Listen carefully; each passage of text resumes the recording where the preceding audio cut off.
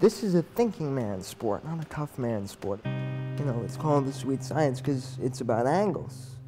Sugar Ray Robinson said boxing was a game of geometry. When you throw the left hand, keep your right hand up. Pop. It's a sweet science for me because it medically improved my body when very little could. Do twice. Ian Cannon suffers from cerebral palsy spastic quadriplegia. He was diagnosed at 3. Bound to a wheelchair, he's dealt with bone and spinal issues and a lack of neuromuscular control. When I was first diagnosed, they didn't think I would talk. They didn't think I would communicate.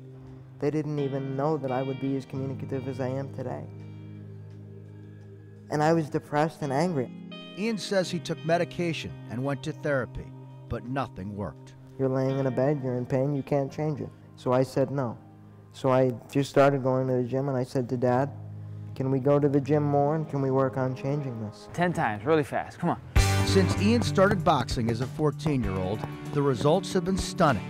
He says he can't make his spasms go away, but boxing's helped control it. My left arm used to have spastic contracture. This was about as straight as we can get it. Now if I pull my sleeve up and you look at my elbow now, that's virtually straight. The gym did that. But the gym did much more than straighten out Ian's arm. It straightened out his life. I knew the minute I hit the bag that first time, boom, you found your niche, man. You found something that makes you you. You found something that makes you whole. And for someone that their whole life hasn't been whole, that's a feeling you can't even describe. Now 18 and a freshman at the University of Hartford, the Glastonbury native is pursuing his dream of becoming a boxing promoter. Ian performs demos and created a program called Roll with the Punches to help others. My goal is to be a trainer of other special needs individuals and show them from a conditioning point of view the power that this sport has to change lives. Fighters like featherweight contender Mike Oliver helped change Ian's life. 40 seconds. Let's go, Ian. Work yourself. Sparring with him and treating him as an equal. You take all that anger that you bottled up for 18 years of almost feeling inferior in a sense, and you can violently express it without getting arrested? Come on. That's a great thing. Ian Cannon pulls no punches when it comes to the impact boxing has made on his life. It touched my soul. It healed my heart, Kevin. It healed my broken heart. This made me have an independent mind again. Go. And that's a commodity that you can't put a price on.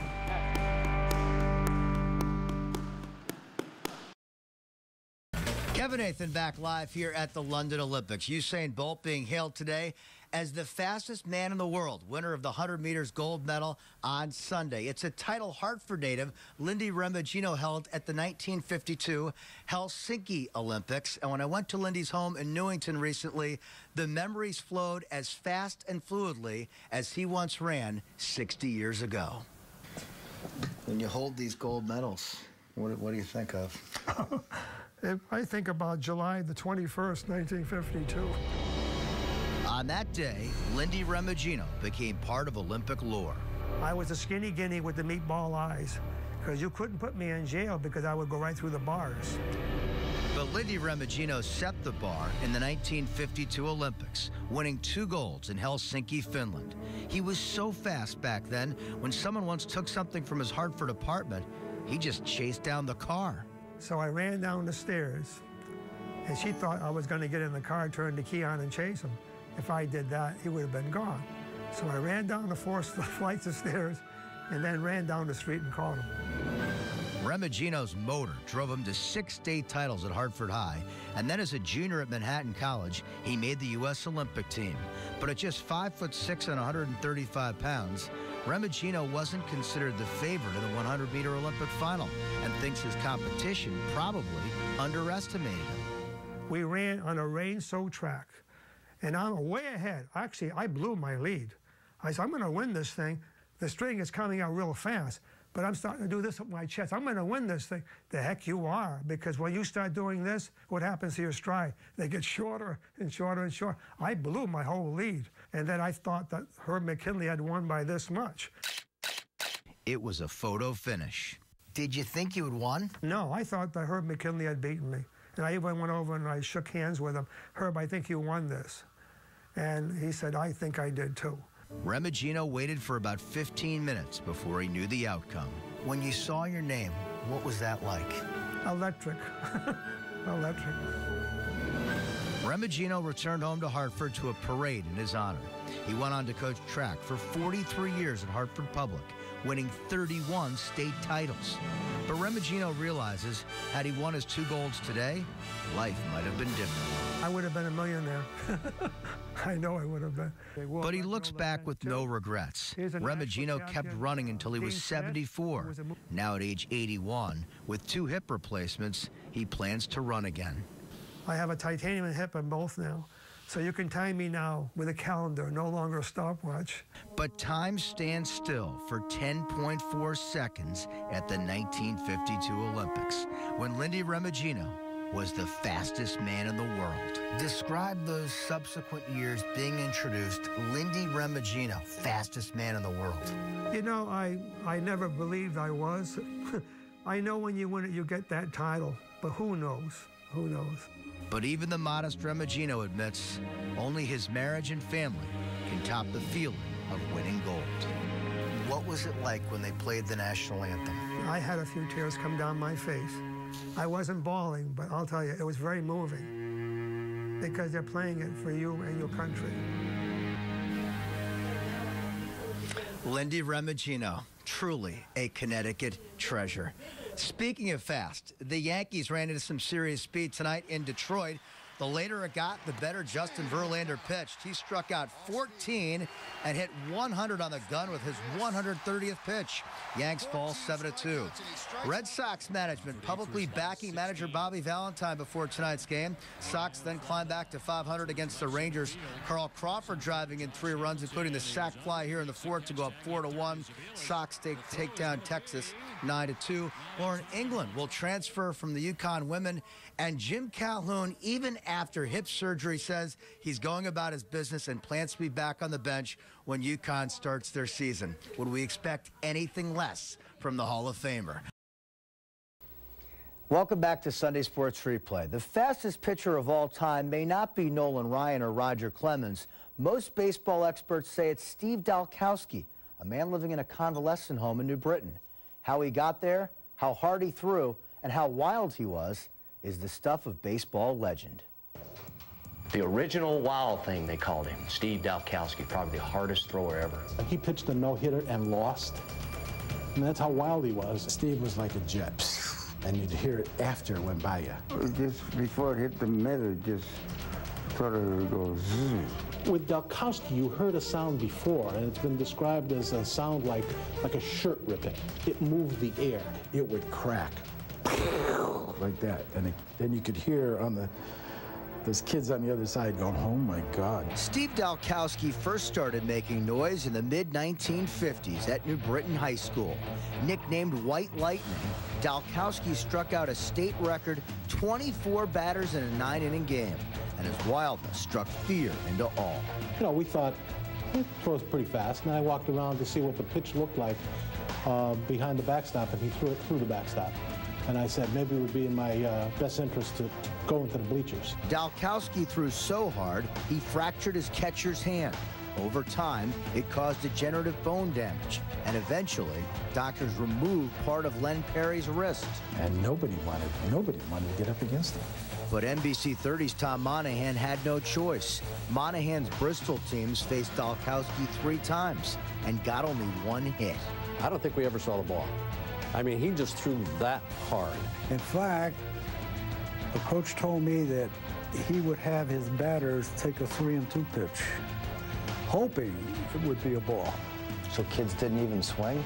Very rarely. Very rarely. They were happy to get in and out of there. And when a hitter couldn't get out of the way of a Dalkowski pitch, it left a lasting impression. The imprint of that ball was in there for 2 months where we're sewed together. So he threw pretty hard. Dalkowski threw even harder as a pro. There were no radar guns back then, but some think he pitched around 110 miles an hour. Cal Ripken Sr., who caught Dalkowski in the minors, thought he was even faster. And he said, there's absolutely no question Steve could throw 120 miles an hour. Totally unheard of today. How fast? 110, they said. One guy said 112. But how? Dalkowski wore thick glasses, stood only 5'11", and weighed just 170 pounds. One of his minor league managers, Hall of Famer Earl Weaver, had a theory. Weaver always used to say that he got such tremendous torque on the ball because of his very small wrists, but that's conjecture as much as anything else. Nobody knows. He just did it. Problem for the Orioles organization, controlling all that speed. They tried everything. They tried every gimmick in the world. They tried putting a batter on each side of the batter's box. They tried having him pitch to a target, a wooden target. Well, the only thing that happened was he splintered it. Here's the pitch. If it sounds like a movie script, you're right. Dalkowski's erratic pitching inspired Tim Robbins' character, Nuke LaLoosh in Bull Durham. I wouldn't dig in there if I was you. Next one might be at your head. I don't know where it's going to go. I swear to God. Not even Hollywood could make up these stories. Dalkowski once hit a person standing on line buying a hot dog. He tore a player's ear off. But he tore it off so clean that it was they were easily able to sew it back on. He won a bet by throwing a fastball through a split rail fence. He knocked an umpire out, broke the mask, sent him 18 feet. And he even chucked a ball more than 440 feet. Feats that today seem mythical. It happened, that's all I can tell you. Yet his rubber arm never seemed to tire. He threw 283 pitches in one game. That is unheard of. And that's like our guys throwing 3 consecutive starts, about 100 pitches each game. That same night, he struck out 27 and walked 16. Dalkowski was so fast and so wild that even Red Sox Hall of Famer Ted Williams wanted no part of him. But Ted said, He got in there, maybe he got in there and took 1 or 2 pitches and spun out of there because he said, I can't, this guy is just bringing it so hard. I mean, he didn't want to bat, no, I didn't. No, he said I had enough. I hope he doesn't make it, he said. Williams would get his wish. It was spring training, 1963. After 6 years in the minors, Dalkowski had finally harnessed his talent and control. He made the Orioles roster. But on the day he was fitted with a Baltimore jersey, he hurt his elbow and never made it to the majors. Went to throw to first base, felt a pop. It was over. I just said, well, I mean, that's all. I broke down in the dugout. Dalkowski made a comeback, but 2 years later, his career was over. I'm pleased with what I did in the minors. Not off the field, but on the field, yeah. The end of the night was when he said the end of the night was. And that's a long time when you're out dancing and having a good time and so forth. No longer able to throw as hard as he once did on this field growing up, Dalkowski still lived hard. The pitcher who struggled with his control had lost control of his life. For the next 30 years, he made his living picking fruit in California, spending what little money he earned supporting his addiction to alcohol. Those years for Stevie, they were lost years. Eventually, Dalkowski became lost, literally. He lost contact with his family, even his second wife, and ended up homeless. For 6 months, he lived on the streets of LA. Finally, on Christmas Eve 1992, a family rescued him. People that his sister Pat calls the angels that saved her brother's life. They didn't even know Steve. They just saw this poor soul sitting there on Christmas Eve and brought him home. Soon after, his second wife passed away. Almost dead himself from internal bleeding, his sister Pat brought him back to Connecticut. He was back in New Britain, but he wasn't back. His mind wasn't here, nothing was here. Dalkowski suffers from alcohol dementia, a condition brought on by years of excessive drinking. It's caused gaps in his memory. But with the treatment and therapy he's received over the last 11 years at the Walnut Hill Care Center in New Britain, he's slowly improved his memory, his speech, and his health. I'm sure it would be much nicer to be in another environment, but I think Stevie, in his own way, knows that this is the best place for him. He's had a lifelong battle with alcoholism. And in a real sense, he has finally won that battle. I just keep saying I'm very lucky because I have him back. Still, as Dalkowski recently threw out the first pitch at a New Britain Rockets game, it's hard not to imagine what might have been, if only his grip on life had been as strong as his grip on a baseball. He had such phenomenal potential that the fact that he never made it, that he came that close and never made it because of his own demons and because of the injury and so forth, is the real tragedy. And it's really why he is part of the folklore and fiber of baseball. Yeah, I wish it was different. But still, life goes on, you know? It's a good ending. And then hopefully we've got many more years to go. More happy times. He's home, and in New Britain, he will always be a legend. And he never thought he was better than anybody, ever. In fact, unfortunately, sometimes he should have thought how good he was and understood it. I don't care where I go in the country, in the United States, I'll say I stood in the batter's box against Steve Dalkowski. Who is the fastest pitcher of all time? Me. By no doubt. And that says it all. He was the fastest pitcher who ever lived, period. In 995 minor league innings, Dalkowski struck out 1,396 batters and walked 1,354. We'll be right back. A lot of people have false misconceptions about Coach back at home. Jeffrey Place will always stand up for the coach who stood by his side at the most difficult time of his life.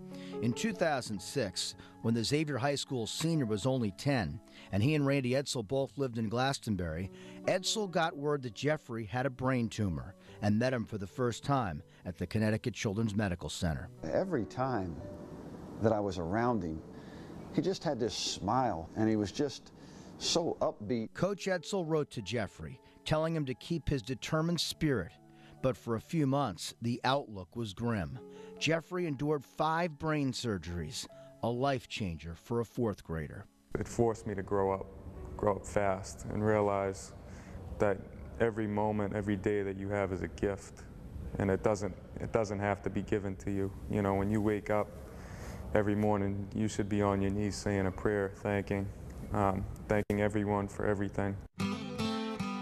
Miraculously, in the spring of 2006, Jeffrey survived, though a part of him died. While nearly all of the brain tumor was gone, so was his dream of playing college football like his dad. It's very hard. You know, the sport, it runs through my family. But Coach Edsall began filling Jeffrey's football void. He routinely invited the Place family to UConn practice, where Jeffrey usually spoke to the team. I kind of put him on the spot, you know, that first time. What do you think when he says, all right, Jeff, talk to the team? And just how he delivered his message, I mean, the guys just went crazy. This has been a pretty long tradition now, going on 8 years. They ended up looking forward to his speeches rather than me saying anything when we got together. They still get together. Jeffrey has traveled to Maryland a handful of times and volunteered at camp this summer. When he was 10 years old, up in Connecticut, he had brain tumor. Had 5 surgeries. He's beat all that now. After back-to-back losing seasons, 39 is Savon Walker. Jeffrey remains Coach Edsall's biggest supporter. He says, just, Coach, just, you know, stick to your guns, you know, do it the way that you know how to do it because, you know, it's been proven. The scars from Jeffrey's brain tumor will never go away, but neither will his friendship with Randy Edsall. I wouldn't trade it for anything in the world to have that one-on-one type of connection with Coach. And he's going into his senior year in high school. He loves it here so much. This is where he wants to go to school, man. Hey! He's made a sustainable impact on my life in terms of how I've grown up as a person. Jeff always has some words of wisdom. I'm going to put him on the spot again, so. You only have so many really close, true friends and care about you for what you really are, not for the wins and the losses. And to have a friend like Jeff Place and the Place family, you know, is very, very important to me. It's a new season, new year. Let's get it off right, okay? They better be looking out, okay? He's an inspiration to me because, you know, sometimes when I think that, you know, maybe you lose a game, you know, you think about Jeff. I did my research last night. The Panther is known for hiding up in trees and looking out for prey. And you say, hey, you know, you haven't had the struggles that a guy like Jeff has had. And look where he is. Because the Terps, they're not even going to know what hit him. All right, let's go. Oh, Terps on 3. Ready? 1, 2, 3. Terps! Oh. Nice, coach. Now, there is a very small part of Jeffrey's brain tumor that remains, but at this point, it poses no imminent threat. And we thought this would be a recovery year, but we came in and we went undefeated. Ready, go! A lot of kids stepped up that we didn't expect to. In motion! There were so many meets that came right down to the end, and we always pulled through. This team is like a Disney movie. no one played more of a leading role in this fairy tale script than Glastonbury diver Sam Hoyt. In warm-ups against Wethersfield, one of two meets Glastonbury won on the final relay, Sam banged his foot on the diving board. My first thought was that he broke something, because it was a pretty good hit. And he came out and said, I don't care, I'm going to just dive anyways. I'm not going to be the factor that loses this meet, so I just told myself that no matter what I'm diving, like there wasn't a force that was going to stop me. Sam still finished first, thanks to a determination born out of necessity. He has a severe form of dyslexia. This is what Sam's handwriting looked like in second grade, a jumbled mess.